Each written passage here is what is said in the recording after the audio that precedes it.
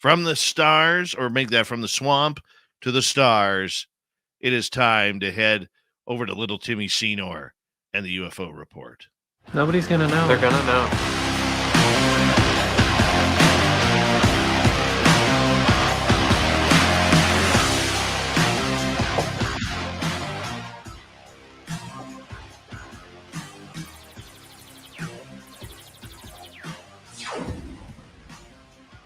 Little Timmy Seanor, it's always good to have you here, my friend.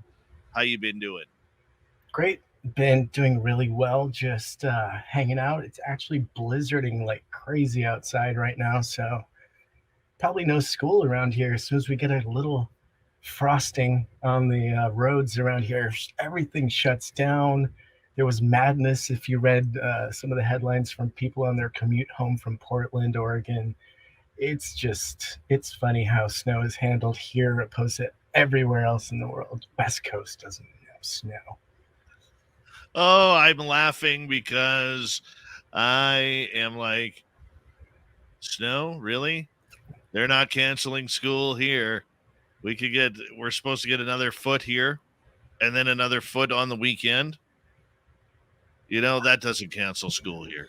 Yeah, that's real snow, what you're getting there. Oh, I know. And it's minus 20 Celsius outside of SOR headquarters right now. Probably more like minus 28, minus 30 with the wind chill going on. And it sucks. But what do you do? Hey, the main thing is the West Coast needs this cold front. It really does. It needs to bring some moisture into the forests. So you can't complain too much with the record firefighters we've had, or forest fires we've had the last 7 to 10 years. Right. I mean, snowshoes and a wine sack full of rum, and you're good to go, right? It's nothing what a little fireball and snow can't cure. There you go. Fireball and snow. Let me tell you, that is a great drink. A great, great drink. We've been talking a lot the last couple of weeks about balloons and drones, and I'm going to be honest with you, Tim. I am sick of it. I want to get back to where we are.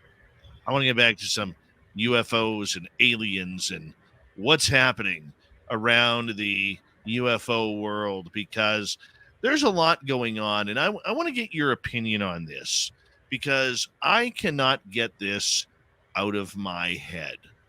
And it involves Lou Elizondo, okay? And when this whole thing was going on with the balloons, Lou put out a statement. And I'm going to read this for our audience, okay? Because I think it is very important that we dissect this down. And I'm very curious of your opinion on this as well. So it says, the recently publicized incursions over our sovereign airspace are a reminder of what I have been saying for years, and the primary reason I resigned from my position as director of the Pentagon's Advanced Aerospace Threat Identification Program, better known as ATIP. UAP, unidentified aerial phenomena, are regularly flying with impunity in our nation's sovereign airspace and present an urgent national security threat. But individuals within our government remain staunchly opposed to properly investigate and acknowledging this matter. Many of these UAP display beyond next generation capabilities that defy what we know about physics, interfere with our military and nuclear platforms, and remain unidentified. We must ascertain the capability, intention, and origin of these UAP at all costs. We cannot allow the antiquated stigma around UAP or inflexible mindsets within our government to prevent the American public from learning the truth, whatever that may be.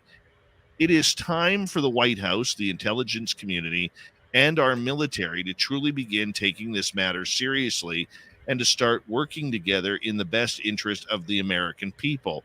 Thanks to patriotic leaders like Senator Rubio, Senator Gillibrand, Congressman Carson, Congressman Gallagher, Congressman Burchett, their staffs, and the members of our military who have reported what they have seen, we now have bipartisan support for positive change and recent UAP legislation in the National Defense Authorization Act that will pave the way. I am proud to have played a role in the creation of this historic legislation and remain deeply involved with the efforts to address this national security threat. Now, he made that statement last week, but it is this part here that really, really makes me think. Because, Tim, I like to read between the lines. And it's a statement that he says right off the bat. The recently publicized incursions of our sovereign airspace are a reminder of what I have been saying for years and the primary reason I resigned from my position as director of ATIP. Now, when I read that, and I've talked to Lou Elizondo a number of times, I know the guy believes in UFOs. I know the guy believes that there is something out there that's not ours. Personally, I think the dude has had some seriously close encounters that he cannot explain regarding the phenomena. But when I read that statement over and over again, I just can't let it go. Because to me, it sounds like the Chinese balloon thing isn't about UFOs. His resignation wasn't about UFOs.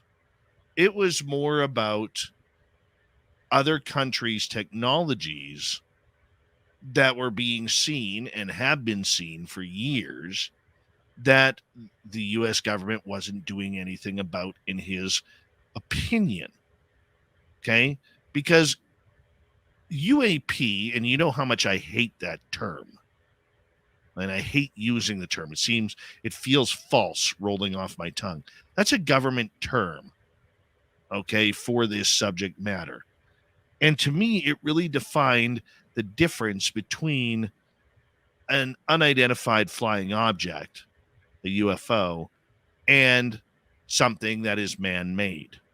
I'm curious what you think of his statement on whether or not you drew the same conclusions or whether or not you feel that he means everything within the sky above. Yeah, I don't think that Lou and his team ever came out specifically addressing UFOs as being the ultimate focus. Really, what we saw Mellon and everybody talking about was the threat, the potential threat. And so what we have to consider is the foundation that they were building without real information, because that information, as we know, is highly classified. The information that they collected on UAP, which is real, was on balloons and tech that was floating in reality over our skies. And a lot of us are able to document. However, a lot of that tech was confidential. And so again, the ways, the means, the actual information was hidden from the public, but perhaps behind the scenes, Elizondo and his team were working that narrative forward. So when it came to the UFO public and us asking on the topic of UFO, it was always danced around because it really wasn't their focus. Whenever you see UFO used in this narrative, it's being used to kind of collectively shadow the real information, which is that they're trying to move the ball down the field, which is funding for getting more information on what is flying above our skies with impunity. And he's very clear on that. And in fact, just recently, Senators Kirsten Gillibrand, Marco Rubio have been able to oversee bipartisan push for funding for the All-Domain Anomaly Resolution Office. So in fact, just recently in the past couple of days, we've seen these two senators spearheading the bipartisan proposal to increase the budget for Senate office for AARO, the AARO office specifically. And so a total of 16 senators signed a letter to push for robust funding for AARO in the fiscal year of the 2023 budget under the National Defense Authorization Act. And so that is pretty up-to-date information. And now we can see how they're honing in on what they're really trying to do. These are the senators that are on the same team as what Elizondo is pushing for. This is the same thing, and yes, they are using some pretty handy tools to get the ball down the field. Oh, I think they're using some great tools to kind of move the project forward. But was it at the expense, looking at it and everything that's gone on, and with what Elizondo has said, and even Chris Mellon for that matter, was this a game that was played by using unidentified flying objects as the reasoning to get more points, maybe more posturing within government? I'm not too sure anymore.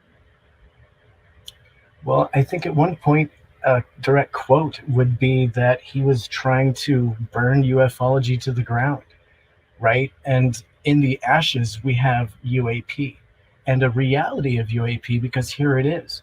We've been shooting them down and we still don't have the debris. And so we're left with a lot of questions. We're left how UFO was somehow used to bring this down. And the narrative is interesting because you have to step back and see what Elizondo was meaning when he said, see, this is what I was saying the whole time. Does he mean these unknown incursions into our airspace, including UFO? Well, he says nothing about UFO. It's all about UAP. And I think you have been starting, and I think that's important because UFO potentially is alien and UAP is potentially from here.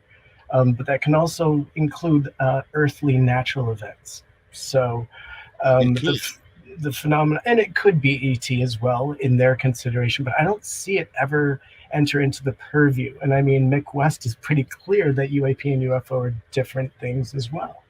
So even in his own words, go ahead. If that is the case, and I'm not saying it is, but if that is the case, why use ufology as the scapegoat for balloons or drones? Right. I mean, the same reason that ufology or UFO was used to bring in UAP, and to why is UFO used in the same headline as balloons? It's all kind of the same thing. They're trying to muddy the waters. And so specifically, why do I think that was drawn in? I think it was literally for funding, because we're trying to draw funding into Arrow, and Arrow really was that baby project of the senators that I just mentioned, Rubio and Gillibrand, and obviously Mellon and his team, Elizondo, and that push to get this in front of Washington. And we're even seeing supporters in the military with the witnesses that they've chosen to highlight as being the ones they want to interview first, being ones that are bringing the nuclear aspect and the imperative threat narrative, if you will, that this is an urgency to it. And it may not be from outer space. It could be something mundane that is interfering with our military, and that's the emphasis. And I absolutely agree that there's a nuts and bolts aspect to UAP that draws in a massive concern. And I mean, that's the part that shows up on my instruments, right? I'm not able to really capture UFO. What I'm capturing is UAP so far. I have, that has been, my discernible difference in the evidence I'm able to draw just in my own personal research. And with 15 seconds to go, let's continue this conversation when we return on Spaced Out Radio. Tim Seanor is here with the UFO report. We call him our resident Timbit around here because we got to get some Canadiana in him, because I do live in Canada, according to the White House press secretary. From 100 Mile House, Canada, Spaced Out Radio and the UFO report continue right after this.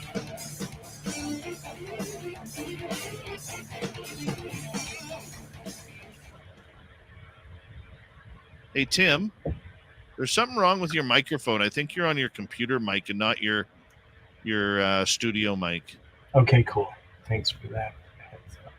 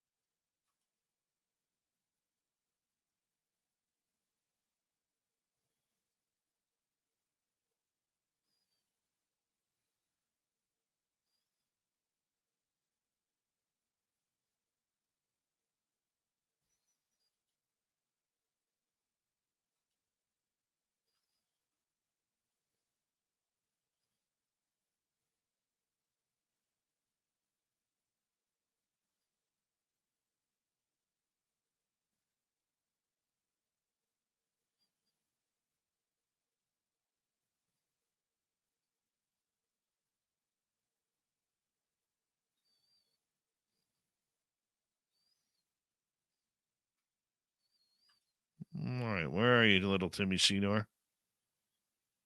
Cannot hear you. Hey, Tokeland, how you doing? Jeremy Yones, the guy with 2 soft J's. Yeah. There you are. Sorry about that. It happens. I'm here. Is that better, worse, right on the money? A little bit louder would be good. A little bit louder now? A little bit louder now? How's that? A little bit louder now. A little bit louder now. A little bit louder now. All A right. little bit softer now. Hopefully that's going to work for everyone. Apologies for that. Did you know that it is Random Guy's birthday at the top of the hour? He's a little 44-year-old. He's a baby. He's like- a baby. Inf. Mm-hmm. Shaq Valet, how are you? We're all going to sing happy birthday to Random Guy. That's going to be horrible. But It's we'll going to do be, it's going to be beautiful.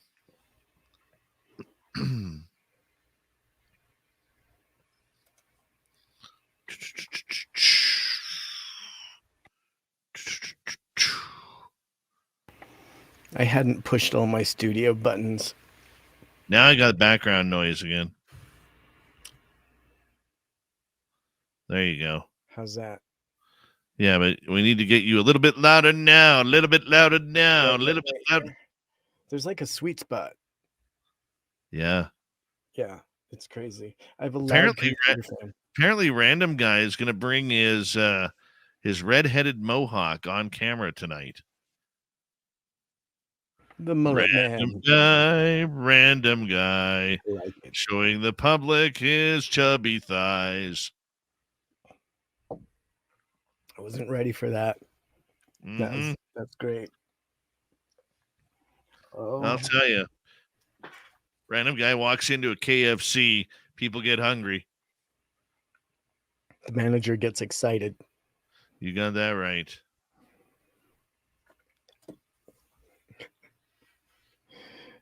Oh, yeah. Where men are men and the chicken are nervous. Yes, it is.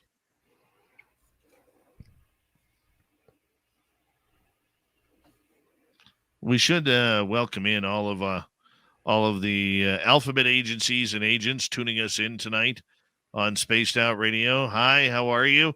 You already know our phone numbers, so give us a call sometime. Say hello.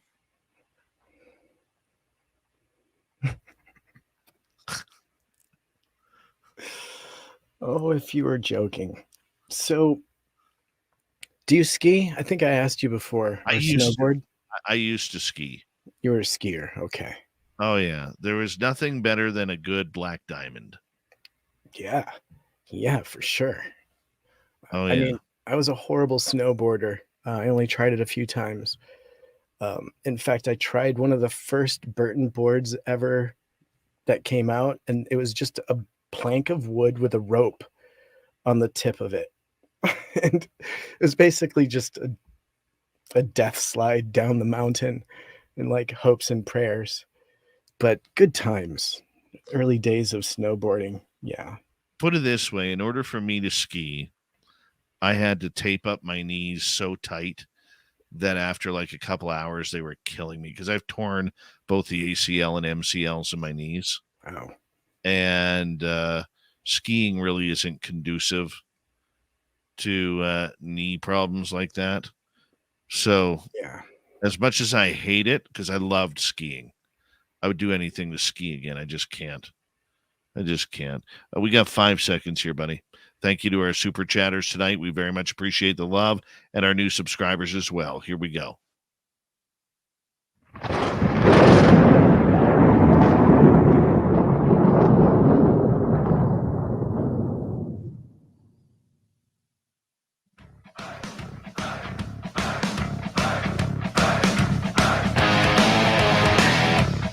We've rounded third. We're heading for home tonight on Spaced Out Radio.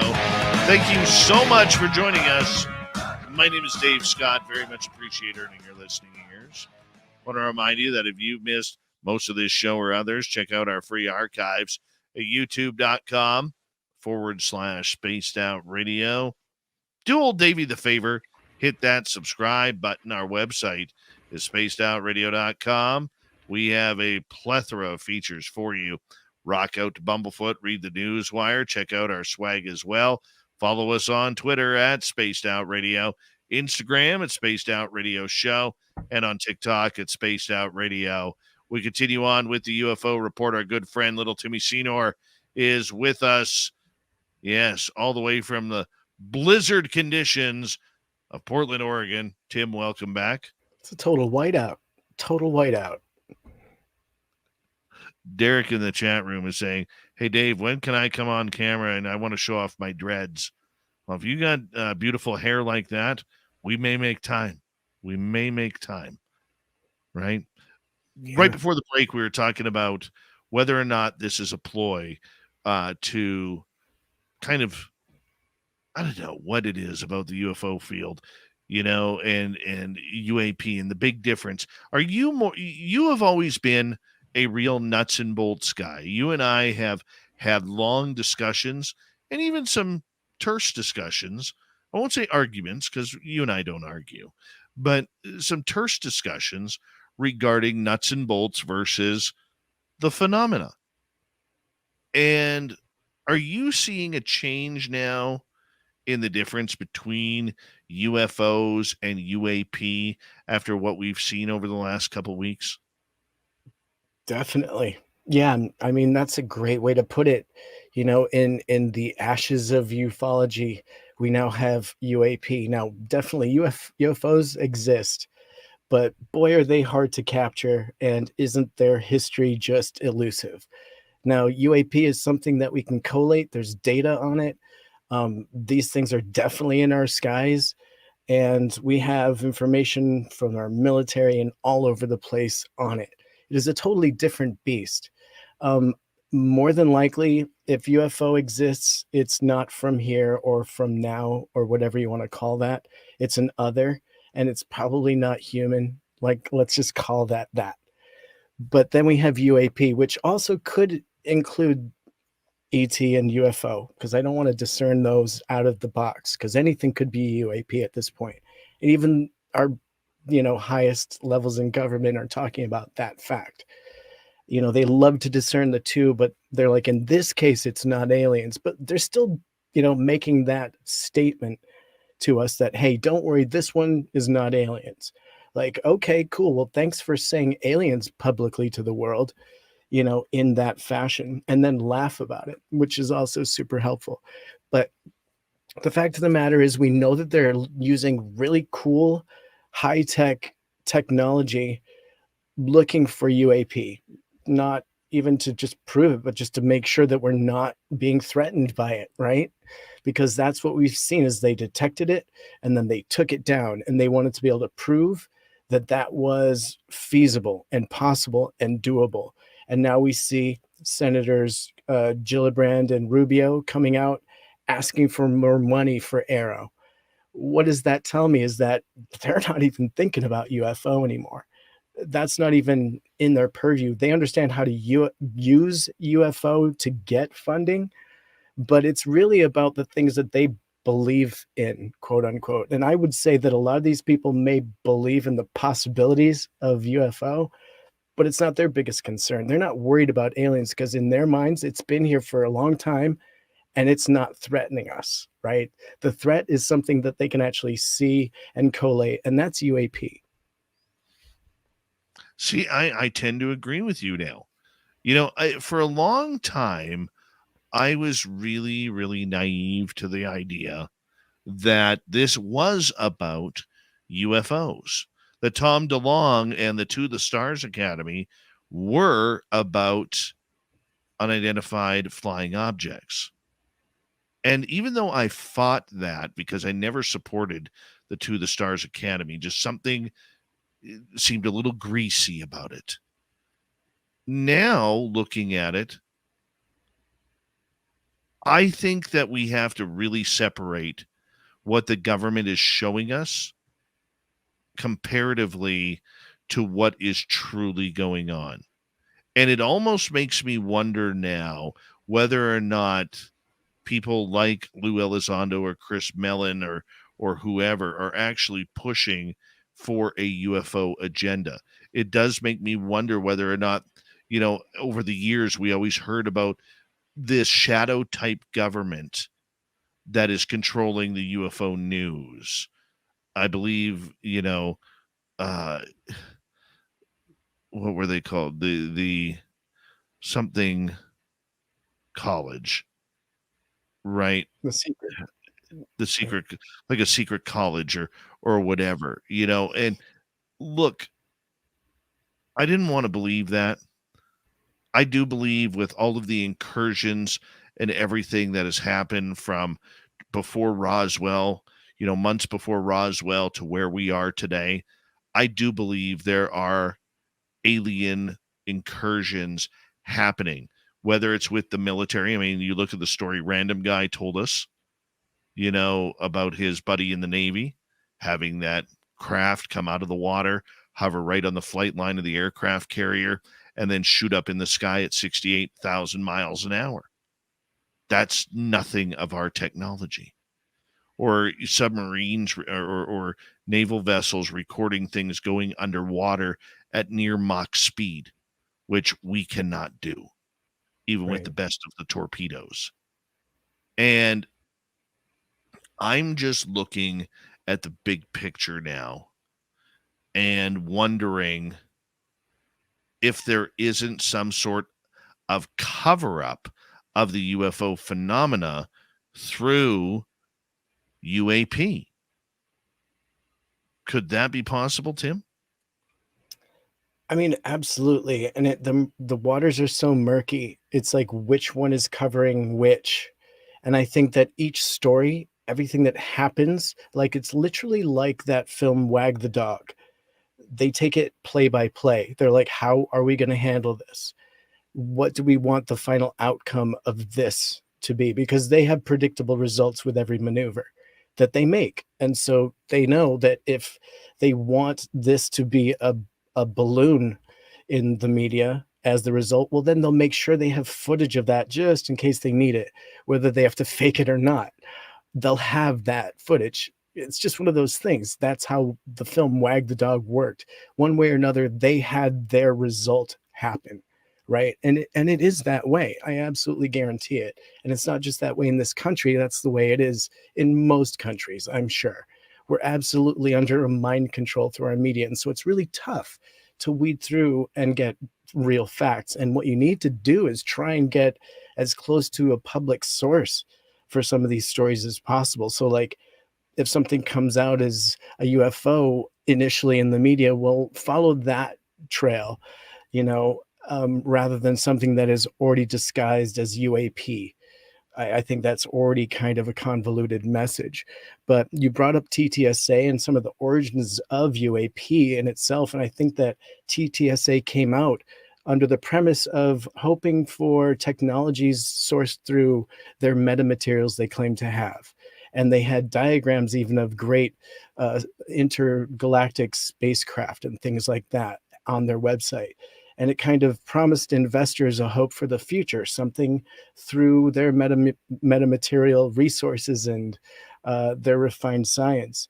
And a lot of what they did was introduce us to a team of people that were trying to find the truth about UFOs and the science behind it.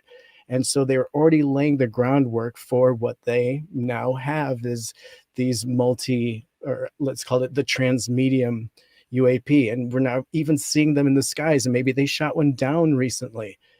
And so that is a pretty public move, right? We've always been wondering, are they ever going to shoot one of these down? Well, they just did. And so potentially we're seeing that progression in the news, and it's just being disguised as one thing but being called another.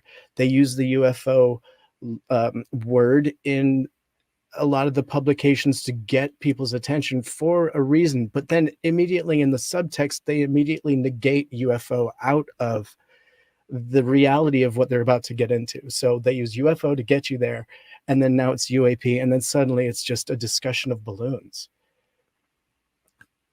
I think you said it well, better than anybody.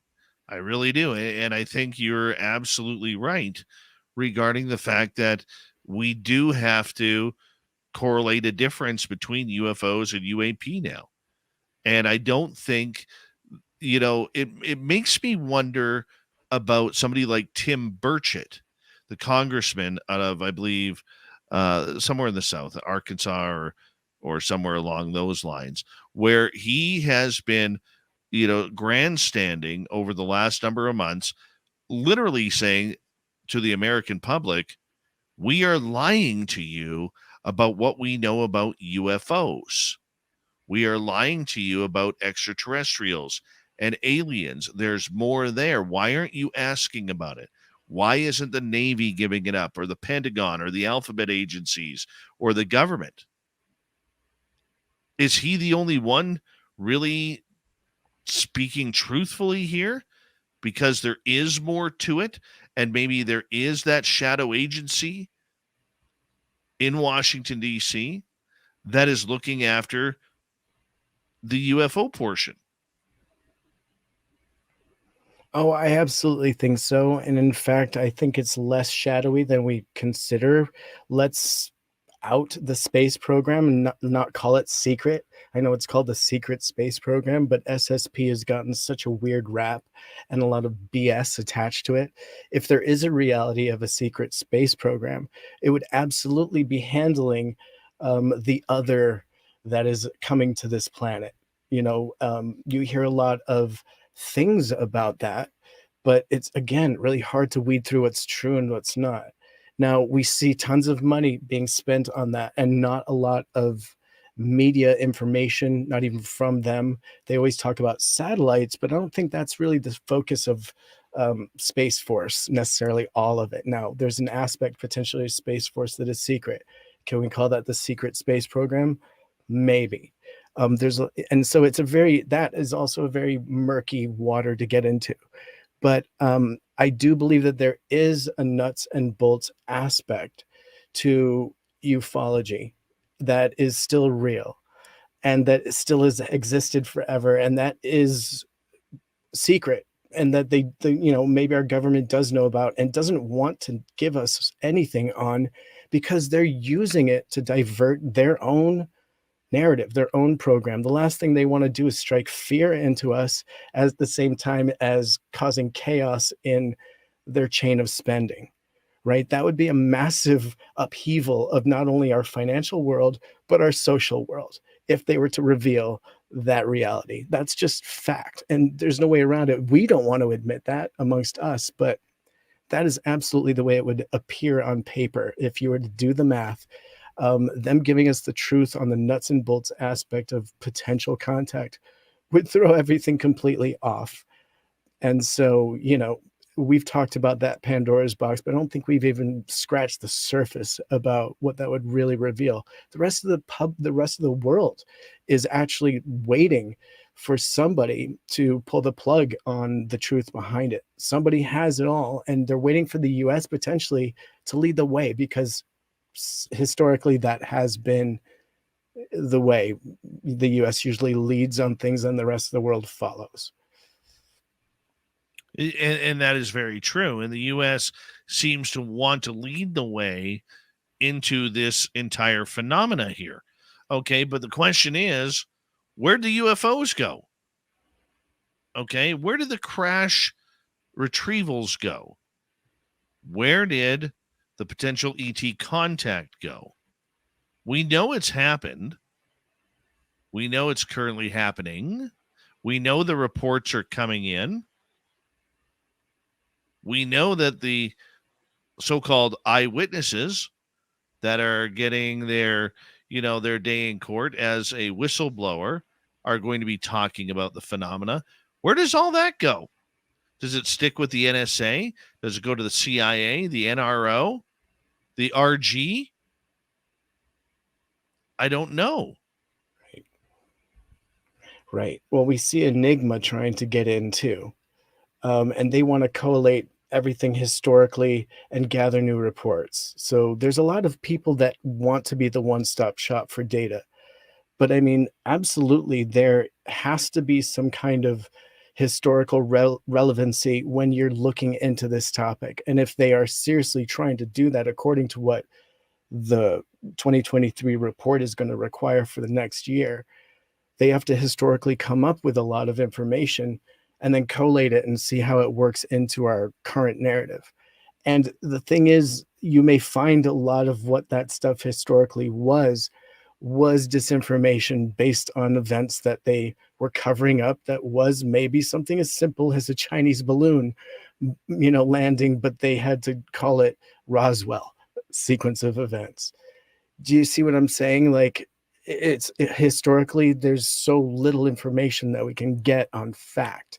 We don't have DNA, we don't have bodies. I want to think historically that was all factual because there were witnesses, right? And you wonder how deep the that truth that they wanted to implant was, because Roswell has stuck, right? The alien potential of Roswell has stuck throughout the ages till now, and there's still tons of people that believe that.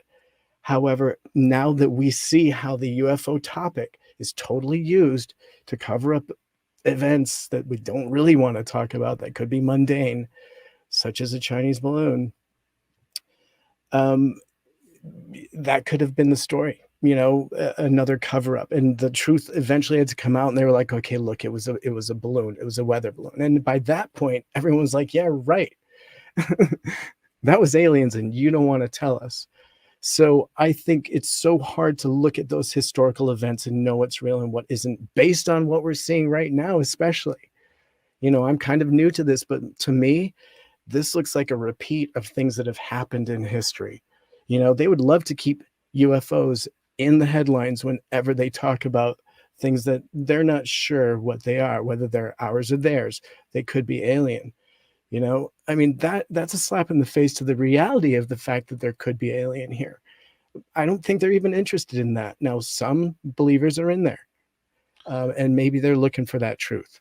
3 minutes to go before we're going to call it the night here. We'll bring in a little bit of overtime on our YouTube channel. I'm curious, do you think that maybe this is the reason why Enigma Labs is getting as much play as they are right now with NASA, with Aero? Even though they're not a government organization, they are a private organization who is allegedly wanting to look into, go figure, the nuts and bolts of UFOs. Is that going to be key in this, or is this just a ruse of another group that's got lucky? Right. Well, absolutely. They are going to be key. We can see there's nothing we can do. They're here to stay. Their logo has the Tic Tac on it, right? Which is interesting. But let's also consider the fact that we can probably consider that they don't know about the real truth of UFO and the alien reality. If that's a thing, they don't know the first thing really about it, because they're still scrambling for data.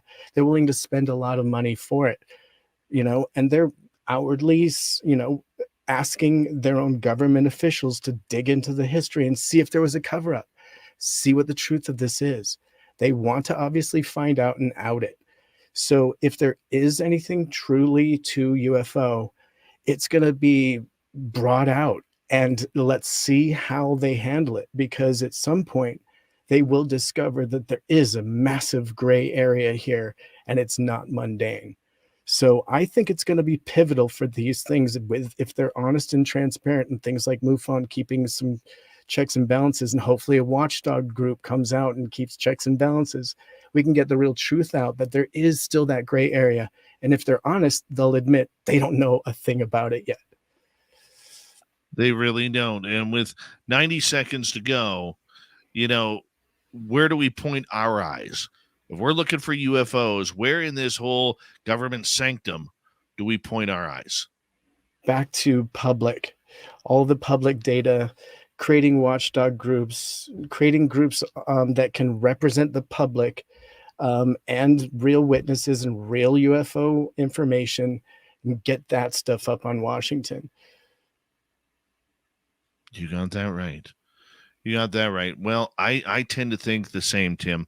And I think this was a good education for all of us here on the difference between UFOs and UAP going into this. And I think we do have to draw a line in between. And I think we also have to draw a line on where the information is coming from. Is it coming from the same olds? Is it coming from the rah government podcasts and blogs that are out there? Is it coming from the people who want to make the money, like Enigma or Galileo or UAPX? Where is the message coming from? Even MUFON. It's strange days ahead. And right now, my advice, just sit back, relax, and watch. Grab a cocktail, put your feet up, grab some cheesies, and just watch what happens. Because eventually, something's going to happen here very soon in the UFO world. Tim Seanor, we thank you for coming on the UFO Report once again, my friend. And it's always great when you are on the show with us. So thank you very much. Thank you to Swamp Dweller for another great spooky story here on the Swamp to kick off hour number 3. And our special guest tonight, researcher, author, Diane Tessman, experiencer, talking about time travel and aliens tonight. We got Mr. Ron Bumblefoot THAL rocking in the background with Little Brother is Watching. Bumblefoot is the official music of Spaced Out Radio, rocking us in and out of every single show. Get your horns up for the guitar god himself. Special thanks to everybody listening in at work, at work, at home, in your car, wherever you may be. Thank you to everyone in our chat rooms tonight. YouTube, Twitch, LGAP, Facebook, LinkedIn, Spreaker, the Space Travelers Club, and on Twitter at #SpacedOutRadio.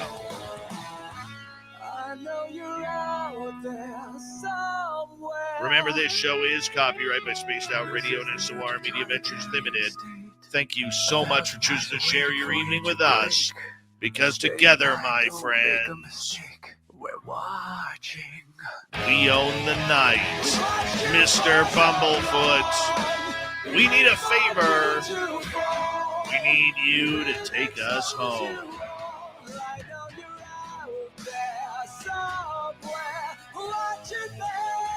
Yes, the Woo train has docked for the night.